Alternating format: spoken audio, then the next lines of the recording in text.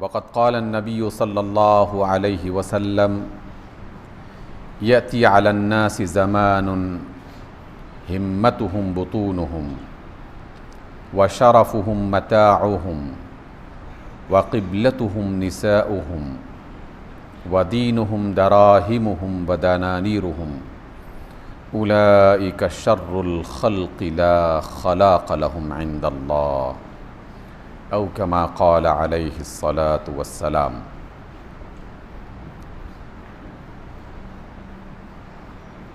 सब तारीफ़ अल्लाह रब्बिल इज़्ज़त के लिए कि जिसकी पनाह में हम आते हैं और ये दुआ करते हैं कि अल्लाह हमें हर किस्म की शर और हर किस्म के शिर्क की मुसीबत से नजात दे।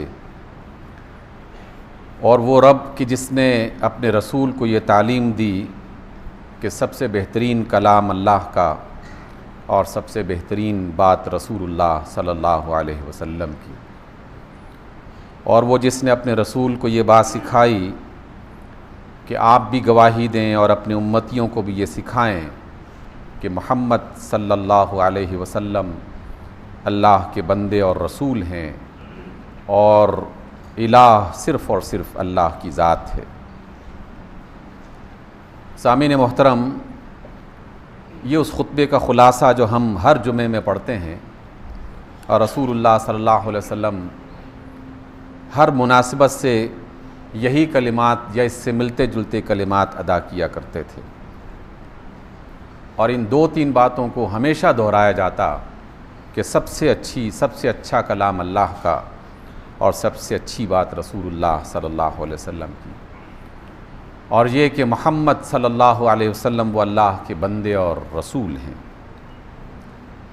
रसूलुल्लाह सल्लल्लाहु अलैहि वसल्लम की तारीफ़ और मदह सना और आपकी सिफ़ात बाबरकात बेअंदाज़ हैं, बेशुमार हैं, और ज़िंदगियाँ गुज़र जाएँ उनको बयान करना मुश्किल है। लेकिन रब्बे ज़ुल जलाल ने अपने रसूल के लिए, मोहम्मद सल्लल्लाहु अलैहि वसल्लम के लिए जिन दो कलिमात को सबसे ज़्यादा पसंद फरमाया वो अल्लाह का अब्द होना और अल्लाह का रसूल होना है। वो अल्लाह के अब्द हैं, अल्लाह के बंदे थे, और वो अल्लाह के रसूल हैं और अल्लाह के रसूल थे। इन्हीं दोनों सिफ़तों को फिर अल्लाह ने रसूल सल्लल्लाहु अलैहि वसल्लम की उम्मतियों के लिए और दुनिया में ज़िंदा तमाम इंसानों के लिए, बल्कि सारी मखलूक़ात के लिए इसको पसंद किया कि सारी मखलूक़ात अल्लाह के बंदे हैं, लेकिन ख़ुसूसी तौर पर इंसान ये अल्लाह के बंदे हैं। और रसूलुल्लाह सल्लल्लाहु अलैहि वसल्लम की इस दुनिया से रूपोश हो जाने के बाद अब वो उसी पैगाम को आगे पहुँचाने वाले, गोया कि अब वो उस रसूल के रसूल हैं जिन्होंने अल्लाह के रसूल के पैगाम को दुनिया में बसने वाले इंसानों तक पहुँचाना है। हमारी असल पहचान अल्लाह का बंदा होना और उस रसूल का रसूल होना, उस रसूल के पैगाम को इंसानों तक पहुँचाना, ये सबसे बड़ी बात है। सामईन गिरामी, ये लफ्ज़ भी कई बार हम सुन चुके हैं, बंदगी के बारे में भी बेशुमार मौक़ों पर बात की जा चुकी है, लेकिन माना को ताज़ा करने के लिए, मफ़हूम को जहन में बिठाने के लिए और बंदगी के इस मर्तबे को महसूस करने के लिए इस बात की ज़रूरत है कि बार बार इस पर गौर किया जाए और मुख्तलिफ़ ज़ावियों से इस पर गौर किया जाए। जैसे जैसे आदमी इस पर गौर करता चला जाता है, अल्लाह ताला फिर नए नए अंदाज़ में उसके दिल के बंद रास्तों को खोलता है और उसके अंदर ईमान की रोशनी पैदा करता है, यकीन की ताकत पैदा करता है। जैसे जैसे इस पर गौर करना छोड़ दिया जाएगा तो ईमान की रोशनी और यकीन की ताकत कमज़ोर पड़ना शुरू हो जाती है, और बिलाखिर एक मरहला ऐसा आता है कि ये लफ्ज़ महज ज़बान से निकलने वाले और जारी होने वाले खाली खुली किस्म के कलिमात रह जाते हैं। ऐसे कलिमात के जिनका बदन तो है लेकिन उनकी रूह ख़त्म हो चुकी हो, जिनका जिस्म तो है लेकिन उसके अंदर की तवानाई और क़ुव्वत ख़त्म हो चुकी हो। हम में से हर शख्स कहता है कि मैं अल्लाह का बंदा हूँ, हम में से हर शख्स कहता है कि रसूलुल्लाह सल्लल्लाहु अलैहि वसल्लम अल्लाह के रसूल और उसके बंदे हैं। लेकिन गौर की ज़रूरत है, बार बार गौर की ज़रूरत है। आज आपके सामने अल्लाह के रसूल सल्लल्लाहु अलैहि वसल्लम के एक पैगाम को सुनाने के लिए गौर कर रहा था और एक अल्लाह वाले से बातचीत की, पूछा कि मैं कैसे बयान करूं, अल्लाह का बंदा होना कैसे वाज़े करूं। तो उसने कहा कि आपको याद है कुछ अर्सा पहले पाकिस्तान में एक शख्स था जो पाकिस्तानी फोर्सेस के ज़रिए से पकड़ा गया, रेमंड डेविस। पाकिस्तान का बच्चा बच्चा जानता है और आप भी जानते होंगे। मैंने कहा कि सर बिल्कुल जानता हूँ, हर अखबार की जीनत बन चुका है। तो उसने कहा कि तुमने सिर्फ खबर पढ़ी है लेकिन गौर नहीं किया इस पर। अब इस बात पर इस अंदाज में गौर करो कि रेमंड किसका बंदा था, रेमंड किसका बंदा था। तो जाहिर है कि अगर मैं आपसे पूछूं कि रेमंड किसका बंदा था तो आप में से हर शख्स बगैर किसी परेशानी के फ़ौरन कह देगा कि जनाब अमेरिका का बंदा था। अमेरिका ने अपने बंदे की हिफाजत किस तरह की, ये काबिल गौर बात है। जो जिसका बंदा बन जाए वो उसकी हिफाजत की ज़िम्मेदारी ले लेता है और उसकी हिफाजत के लिए वो अपनी तमाम तर क़ुव्वतें, कानून, ताकत, पैसा, हर चीज़ की क़ुव्वत उसमें सर्फ कर देता है अपने बंदे को बचाने के लिए। और फिर उन्होंने पूछा कि हाँ बताओ, क्या अमेरिका ने अपने बंदे को बचा लिया कि नहीं बचा लिया। पाकिस्तान की फोर्सेस शोर मचाती रहीं, यहाँ के लोग कि जिन्हें कत्ल किया गया था चीखते चिल्लाते रहे, लेकिन जिसका बंदा था उसने अपने बंदे को बचा लिया। पैसे भी हम ही से दिलवाए, रुसवा भी हमें किया, अपनी क़ुव्वत, अपनी धौंस, अपनी धांधली के ज़रिए से अपने बंदे को महफूज कर लिया। और कहा कि अब तुम सोचो या हम सोचें कि हम कहते हैं कि हम अल्लाह के बंदे हैं, कि अल्लाह ताला हमें बचा रहा है। बज़ाहिर तो ऐसा लग रहा है कि अल्लाह ताला हमें नहीं बचा रहा। हम तो आए दिन बड़ी से बड़ी मुसीबत में मज़ीद घिरते चले जा रहे हैं, हर रोज़ परेशानियों में इजाफ़ा हो रहा है। तो क्या इसमें कसूर अल्लाह का है? नहीं, कसूर अल्लाह का नहीं है, क्योंकि अल्लाह ना जालिम है और ना ही वो किसी के साथ ज़्यादती करता है। कसूर हमारी बंदगी में है कि हम कहते हैं कि हम अल्लाह के बंदे हैं, लेकिन अल्लाह को पता है कि हम उसके बंदे नहीं हैं। जिस रोज़ हमने अपने अल्लाह को यकीन दिला दिया कि अल्लाह हम तेरे बंदे हैं, तो उस रोज़ पूरी दुनिया की ताकतों और पूरी दुनिया की रुसवाइयों से अल्लाह रब्बुल इज़्ज़त हमें बचा लेगा, क्योंकि उसकी ताकतें, उसकी कुदरतें, उसकी हुकूमतें, उसके सामने दुनिया की कोई ताकत नहीं ठहर सकती। लेकिन यकीन तो दिलवाएं अपने अल्लाह को कि अल्लाह वाकई हम तेरे बंदे हैं। अभी तो हम अपने रवैयों से, अपने कामों से, अपने किरदारों से अपने अल्लाह को यकीन नहीं दिलाने में कामयाब नहीं हो रहे। और अल्लाह को धोखा तो दिया नहीं जा सकता कि मैं कहूँ कि अल्लाह मैं तेरा बंदा हूँ और वो यकीन कर लेगा। उसे तो देखना पड़ता है कि वाकई ये बंदा जो मुझे कह रहा है कि अल्लाह मैं तेरा बंदा हूँ, क्या मैं वाकई उसका बंदा हूँ कि नहीं। जिस रोज़ हमारे रब को इस बात का यकीन हो जाएगा कि हाँ ये मेरे बंदे हैं और दिलो जान से मेरे बंदे हैं, उस रोज़ दुनिया की सारी ताकतें एक तरफ खड़ी हो जाएं, हमें ज़रा सा भी नुकसान नहीं पहुंचाया जा सकता, हमारा बाल बीका नहीं किया जा सकता। कसूर हम में है। कसूर कहाँ पर है, इसको तलाश करने के लिए जहाँ अपने रवैयों को देखना है, वहाँ सबसे बेहतर जिसकी बात है यानी रसूलुल्लाह सल्लल्लाहु अलैहि वसल्लम, उनकी बात पर गौर करना लाजमी है। क्योंकि इस वहम में, इस खुशगुमानी में मुब्तला हम हो सकते हैं कि हम बहुत अच्छे हैं, लेकिन पैमाना तो मेरी सोच और मेरी फ़िक्र नहीं हो सकती, पैमाना तो रसूलुल्लाह सल्लल्लाहु अलैहि वसल्लम का फरमान होगा। और इसी नाते से मैंने रसूल मुहतरम अलैहिस्सलातु वस्सलाम का एक फ़रमान आपके सामने पेश किया। अल्लाह के रसूल फरमाते हैं कि यअती अलन्नासी ज़मानुन हिम्मतुहुम बुतूनुहुम, एक वक्त ऐसा आने वाला है लोगों पर कि उनके तमाम इरादे, उनकी तमाम नीयतें, उनके तमाम अज़ाइम सिर्फ़ और सिर्फ अपना पेट भरना रह जाएगा कि मेरा पेट भर जाए, मेरा पेट भर जाए, मेरा पेट भर जाए। एक ज़माना ऐसा आएगा कि लोग सिर्फ अपने पेट के बारे में गौर करना शुरू करेंगे और उनकी तमाम तर कोशिशें, तमाम तर मेहनतें, तमाम तर भाग दौड़ सिर्फ अपने पेट को पुर करने के लिए, भरने के लिए सर्फ होना शुरू हो जाएंगी। और अब तो मामला इससे भी आगे बढ़ गया कि पेट होता तो शायद भर ही जाता, अब तो वह एक ऐसी दोज़ख है जो कभी भरने का नाम नहीं ले रही।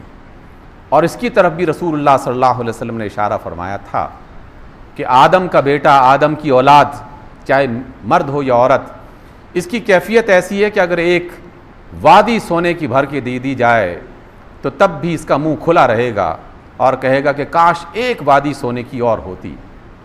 और फिर रसूल मोहतरम फरमाते हैं कि ऐसे लालची और हवस परस्त आदमी का मुंह सिर्फ कब्र की मट्टी भर सकती है, दुनिया की कोई दौलत नहीं भर सकती। ये अल्लाह के रसूल का फरमान है। इस हवाले से गौर करना है कि क्या हम बाकी अल्लाह के बंदे हैं या अपने पेट के बंदे हैं।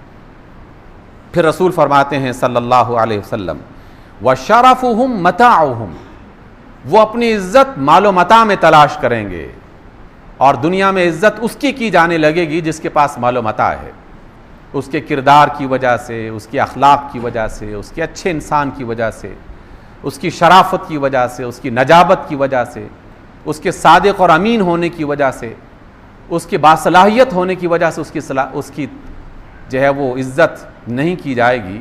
इज़्ज़त जिनकी होगी, लोग सैल्यूट जिसको करेंगे, वो उसके लिए मालो मता बुनियाद होगी। जिसके पास पैसा ज़्यादा है उसी की इज़्ज़त की जाएगी। और ये कदीम ज़माने से भी चल रहा है, लेकिन अब ये रुझान अपने उरूज पर पहुंच रहा है। इसी वजह से हमारे यहाँ ये मुहावरे बन गए और बेशुमार लोगों ने इसको इख्तियार करना शुरू कर दिया और हम यही बात देख रहे हैं। वक़िबलतुहुम निसाउहुम, ये भी रसूलुल्लाह सल्लल्लाहु अलैहि वसल्लम का फरमान है कि लोग औरतों के पीछे पड़ जाएंगे और उनके लिए सब कुछ, उनकी तमाम तर नीयतें और इरादें उन्हीं की तरफ हो जाएंगी। उनसे लज्जतें हासिल करना, उनको अपने मकासद के लिए इस्तेमाल करना और उन्हें इस फ़रेब में भी मुब्तला रखना कि हम तुम्हारे हुकूक अदा कर रहे हैं, लेकिन मकसद सिर्फ़ और सिर्फ उन औरतों के ज़रिए से अपनी लज्जतों में इजाफ़ा करना। उनका क़िबला वही बन के रह जाएगा। वदीनुहुम दराहिमुहुम वदनानीरुहुम, और उनका दीन सिर्फ पैसा बन के रह जाएगा।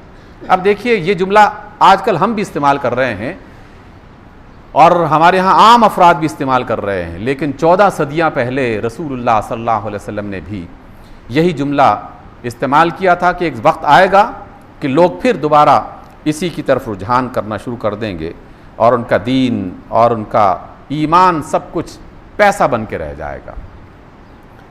और रसूलुल्लाह सल्लल्लाहु अलैहि वसल्लम ने इंतहाई सख्त अल्फाज में, इंतहाई सख्त लहजे में ये जुमला इरशाद फरमाया कि उलाइक शर्रुल खल्क़, कि ये मखलूक में सबसे बदतरीन मखलूक होगी।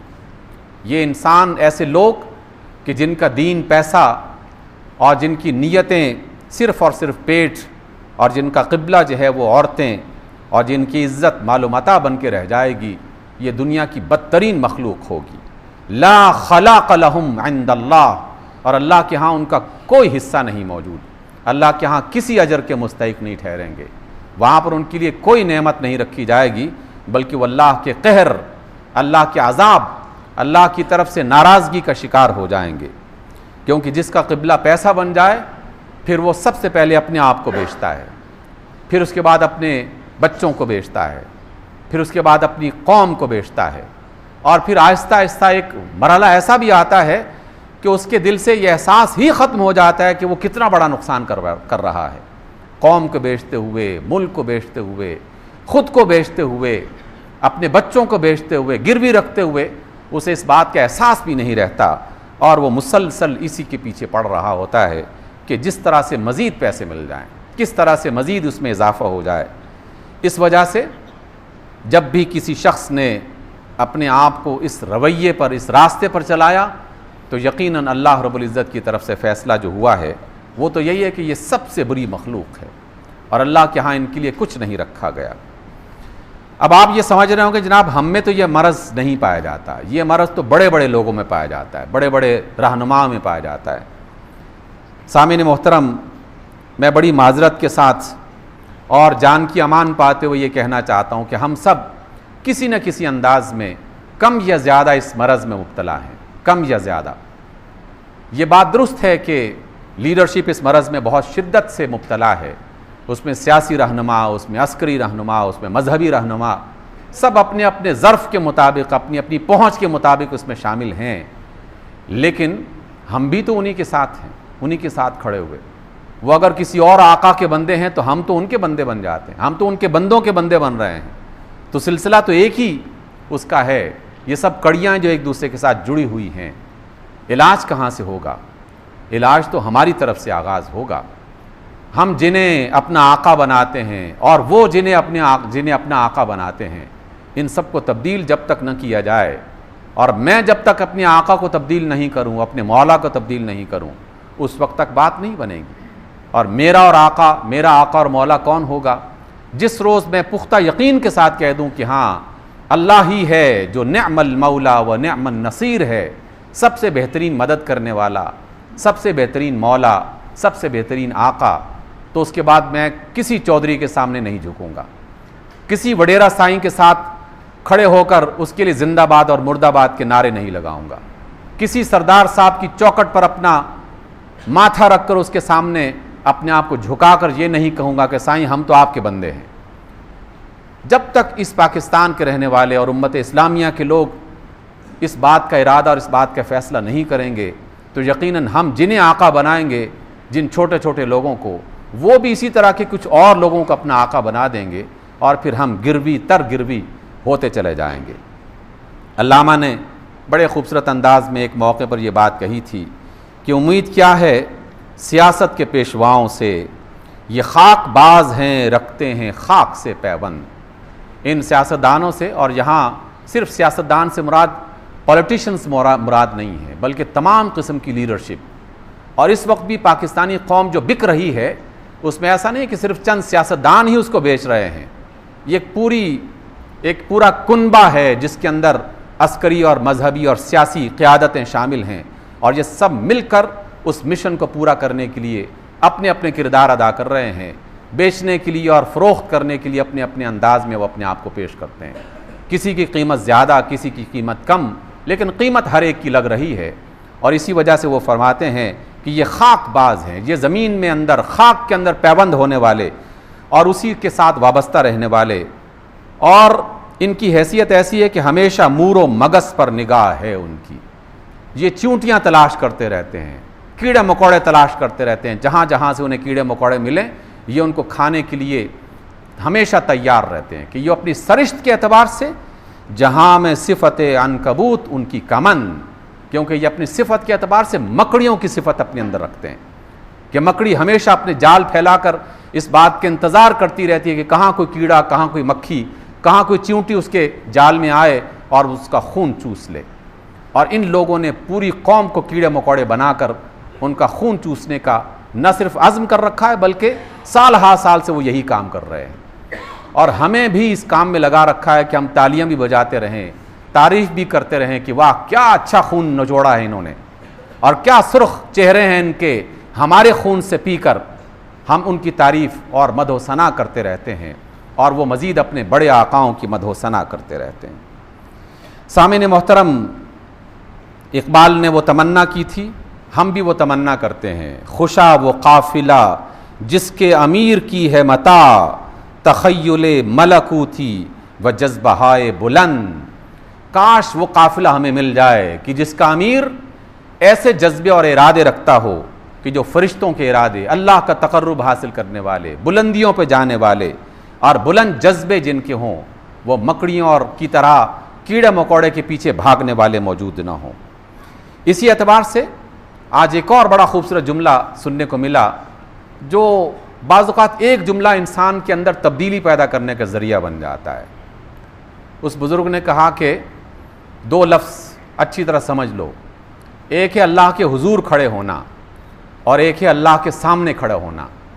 जो अल्लाह के हुजूर खड़ा होगा, अल्लाह रब्बुल इज़्ज़त उसे इज़्ज़तों से नवाजेगा, जो अल्लाह के सामने खड़ा हो जाएगा और कहेगा कि अल्लाह तू जो मर्जी कहता रहे, हम तो अपना ही करेंगे जो हमारे जहन में आ रहा है।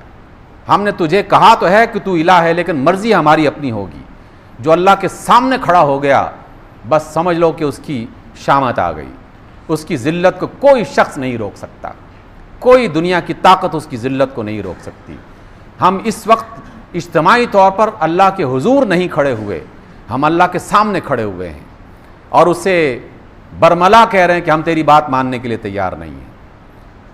अल्लाह के बंदो, जिस बंदे का अपने मौला के साथ टकराव शुरू हो जाए तो जीत किसकी होगी? क्या अल्लाह के सामने कोई ताकत जिंदा रह सकती है, कोई बच सकती है? हम तो अल्लाह के सामने खड़े हुए हैं। काश कि हम अल्लाह के हुजूर खड़े होने का जज्बा अपने अंदर पैदा करें और वो तदबीर इख्तियार करें जो रसूलुल्लाह सल्लल्लाहु अलैहि वसल्लम ने हमें सिखाई है। अपने क़िबले को जब तक तब्दील नहीं किया जाएगा, अपने इरादों को जब तक तब्दील नहीं किया जाएगा, और उसकी निशानदही इस हदीस मुबारक में हमने बड़े वाज़े अंदाज में पढ़ ली कि यकीनन पेट भरना है लेकिन उसे क़िबला और काबा नहीं बनाना। यकीनन औरतें इज़्ज़त हैं लेकिन औरतों को खिलौना नहीं बनाना। यकीनन माल दौलत ज़रूरत है लेकिन माल दौलत हमारा सब कुछ ईमान और दीन नहीं होना चाहिए। ये जब तक रवैया नहीं बदलेगा, अल्लाह ताला इस मुल्क की किस्मत नहीं बदलेंगे। अल्लाह ताला से दुआ है कि हमें अपने मोहम्मद सल्लल्लाहु अलैहि वसल्लम की बातों को सुनने और उस पर गौर करने की तौफीक अता फ़रमाए, और जो बात समझ आ जाए उसके बाद फिर अपने किरदार को तब्दील करने की भी वो हमें तौफीक अता फ़रमाए। अक़ूलु क़ौली हाज़ा वस्तग़फ़िरुल्लाह ली व लकुम।